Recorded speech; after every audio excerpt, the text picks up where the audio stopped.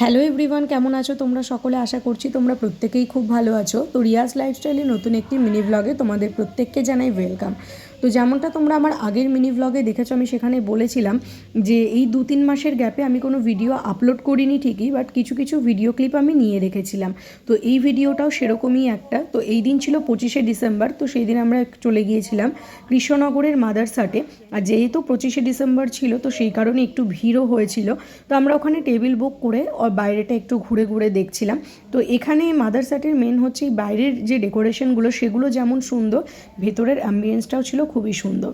তো বাইরে বেশ খানিকক্ষণ ঘোরাঘুরি করার পর ভেতরে চলে এসেছি। তো সেখানে এসে প্রথমে মেনু ডিসাইড করে নিলাম। তো আমাদের আজকের মেনুতে ছিল চিকেনের একটা কাবাব ছিল স্টার্টার হিসেবে, আর তারপর মেন কোর্সে ছিল একটা থালি।